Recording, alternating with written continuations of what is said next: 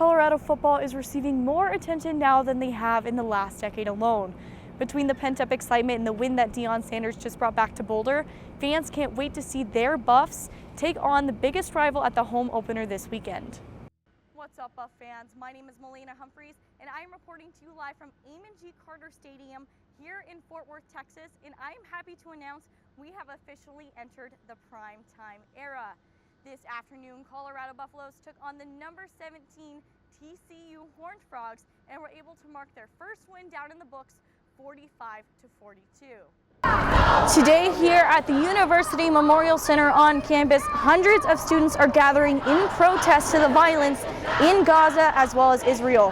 The Gators are rallying for the Shasta State Spirit competition this weekend in hopes of making their fourth consecutive finals appearance. Remnants of last year were seen inside Folsom Field this afternoon as USC put up a large lead into the third. As students began to get up and leave, there were some who stayed, and the ones who stayed saw the change that Coach Prime has been talking about for so long. Now, before we get our conversation kicked off, there are a few things that we do need to touch on. So we already mentioned it briefly, but TCU is ranked number 17 by the AP poll after their runner-up finish in the College Football National Championships last year in January. What are your thoughts on that? Do you think 17 is an appropriate ranking? Set on the bench, what did you notice? Well, overall, just in the beginning, we saw a lot of frustrations, and they really started to bleed into their offensive efforts, especially with ASU controlling a majority of the second period.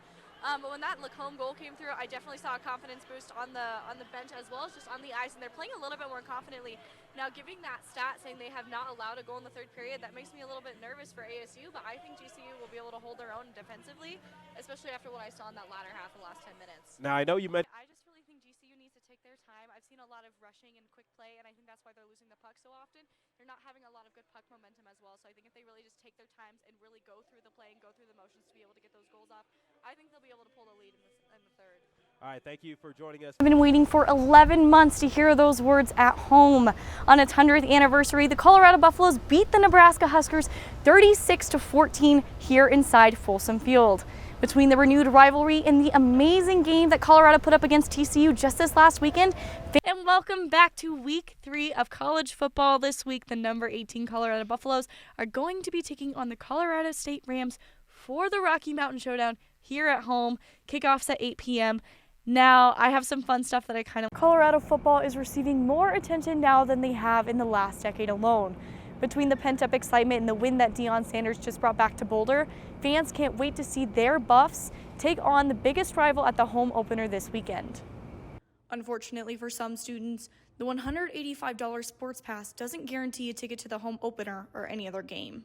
By the time I got done and got through, it said there's no tickets available. Folsom Field has expanded their student section to 12,000 seats, accommodating for the excitement surrounding Coach Prime. But as the new ticket claim process was introduced, it was only a hint of what was to come. In emails sent to Scope Off Sports months ago, schools officials said the new claim process was for security purposes. But as the first claim window came to a close Sunday afternoon, hundreds of students with passes were left empty-handed. A lot of my friends were not able to get tickets.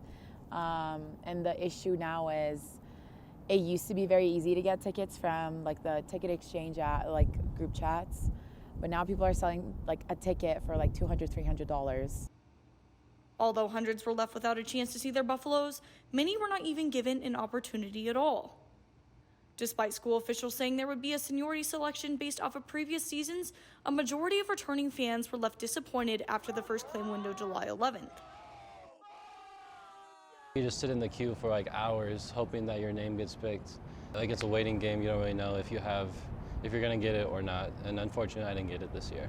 In an attempt to even the playing field for incoming students, a second window was implemented just a few weeks later. Per school officials, the second window was only meant for incoming freshmen with 3,000 passes set aside. Ultimately, when the window opened, the whole student body had access, giving a second chance to some and depriving others. Sitting in the queue, and I finally got to the screen of the little man walking, as everyone likes to say, and I finally got in, and it automatically logged me out of the session. Even the students who did claim tickets and can attend the Nebraska game were left with a stipulation. If your claim ticket is not scanned at the gate, you will not get a chance to enter the claim for the next game. It's frustrating.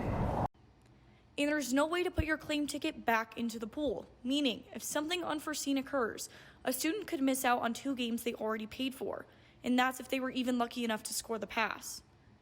The university provided a contact email if you cannot be in attendance at the game, but your request must be received 24 hours prior to kickoff.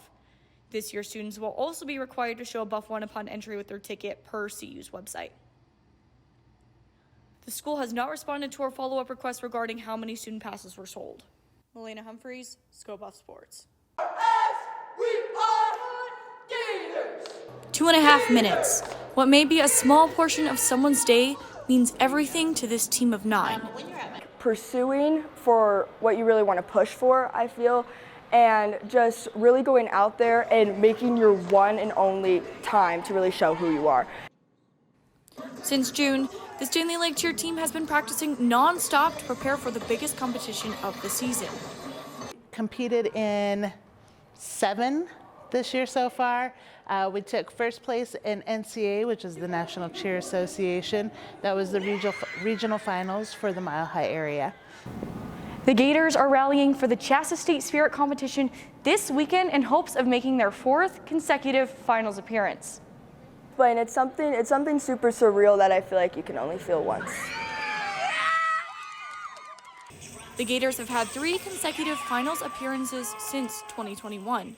Cheer in the Shasta State Championships 4A division is the largest division out of all the divisions. There are 26 teams competing. 8 teams go on to finals, and we're hoping to make it finals tomorrow.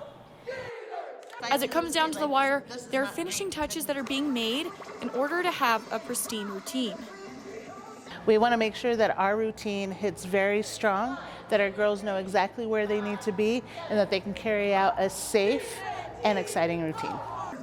The Gators will compete at 1 p.m. on Friday, December 8th at the Denver Coliseum in hopes of extending their finals run. Malaina Humphreys, News Team Boulder. And it's not go Big Red, it's go home Big Red, because the Huskers have been humbled here in Boulder as Colorado wins 36-14 over the Huskers. And Coach Prime of the Buffaloes, number 22 in the country, improved to 2-0 with Colorado State coming to town on Saturday night. Buffs fans have been waiting for 11 months to hear those words at home. On its 100th anniversary, the Colorado Buffaloes beat the Nebraska Huskers 36-14 here inside Folsom Field. Between the renewed rivalry and the amazing game that Colorado put up against TCU just this last weekend, fans showed up and showed out. And man, they did not disappoint when they created an atmosphere unlike anything we've ever seen here before. The game got off to a slow start with the first quarter remaining scoreless. It wasn't until 10 minutes in when Colorado was within 40 yards that Jace Feely was able to put up a good field goal attempt. That put Colorado up on the board first. Just a few minutes later, Cameron Simon Craig intercepted a Jeff Sims pass which put Colorado at the Nebraska 30. Shador Sanders then threw a deep right pass which secured a 30-yard touchdown for Colorado. The Huskers were able to put themselves up on that scoreboard early in the third, which Colorado only answered shortly after. In the final 15 minutes of the game, the Buffs put up 2 more touchdowns, which just added yet another tally to their win column. Fans began to rush the field with 1 second left on the clock. Thousands of students and alumni alike crowded the Buffalo at the 50 and celebrated the first home win of the season. Shador Sanders had yet another amazing game with 393 passing yards. Shador Sanders marked 2 passing touchdowns as well as marked his first rushing touchdown of the season. Another Buffalo that showed up was Xavier Weaver, who had 170 yards. Xavier Weaver marked down 10 receptions as well as 1 touchdown. Earlier this year, onlookers expressed their doubts about Colorado's daunting schedule, yet the Buffs have shut down those uncertainties.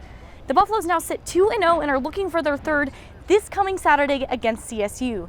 CSU will be here at Folsom Field and kickoff will be at 8 p.m. Mountain Standard Time. Malaina Humphreys, Scope Buff Sports. Today here at the University Memorial Center on campus, hundreds of students are gathering in protest to the violence in Gaza as well as Israel. Protesters for Israel and Palestine created a division at the UMC fountains while chanting at each other over the disagreement on the war in Israel. I do want to warn that some of the following images may be disturbing for some viewers. On October 7th, Hamas launched a deadly attack against Israeli citizens at a music festival and multiple kibbutzim along the Gaza border. The terrorist group killed 1,400 Israelis and injured 4,500 others. 200 individuals were taken hostage and still remain in the Gaza Strip. It was the single highest number of Jews killed in a day since the Holocaust. Lived in Israel all summer, so it's really terrifying to see the streets I walked on fire and with bomb shells. It's really horrific what's going on. Every one of my friends knows at least one person that has died in the past 2 weeks. Since the attack, the state of Israel has officially declared war against Hamas. 18 days later, and the death toll continues to rise on both sides. According to the Gaza Health Ministry, over 6,500 Palestinians have been killed. Students for Justice in Palestine stand firmly for justice and nonviolence. Our organization is against all forms of hate. The Students for Justice in Palestine released a statement regarding the rise of anti-Arab, anti-Palestinian racism, and Islamophobia on campus. SJP also stated that there is a rise in harassment and discrimination against Arab and Palestinian students. Israeli and Jewish students are experiencing a rise in anti-Semitism and feel unsafe on their commute to class. I do feel unsafe. On Friday, over 100 Jewish students didn't come to class because we felt unsafe walking on campus. In response to the October 7th attack, the University of Colorado released a statement saying that they stand in solidarity with Israeli, Jewish, and Palestinian staff and students. The university also stated its acknowledgement of free speech within the decades-old conflict while providing resources such as counseling services, victim assistance, and international student assistance, which can be accessed via the university's CU Boulder Today website. Alongside Boulder, communities nationally are experiencing the effects of the war overseas. You can provide unequivocal support to the overall humanitarian effort by donating to the International Committee of the Red Cross. Visit www.icrc.org. Malaina Humphreys, News Team Boulder. Remnants of last year received inside Folsom Field this afternoon as USC put up a large lead into the third. As students began to get up and leave, there were some who stayed, and the ones who stayed saw the change that Coach Prime has been talking about for so long.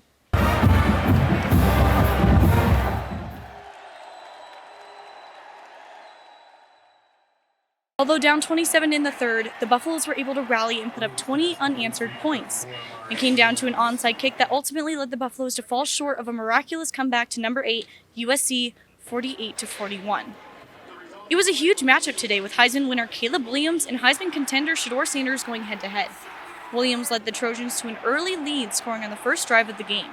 Between a missed field goal attempt and a back-to-back pass incompletions, Colorado couldn't convert on offense, which allowed the Trojans to put up 21 unanswered points. Caleb Williams put up 2 more touchdowns on Colorado before Sanders had a 25-yard rush for a Buffalo's touchdown.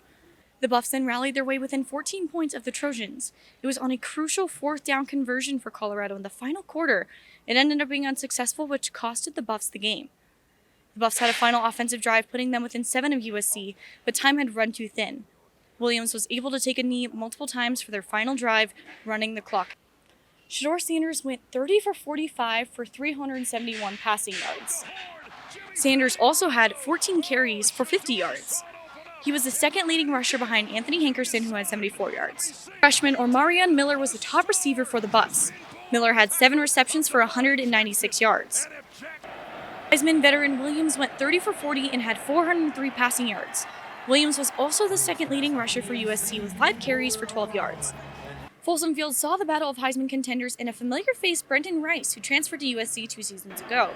Rice had 5 receptions from Williams for 81 yards. Despite the Buffs marking back-to-back losses, Colorado went toe-to-toe with a top 10 ranked team. Buffs look forward to next week where they will fly off to Tempe, Arizona. The Colorado Buffaloes will be facing off against the Arizona State Sun Devils at 4:30 p.m. Mountain Standard Time.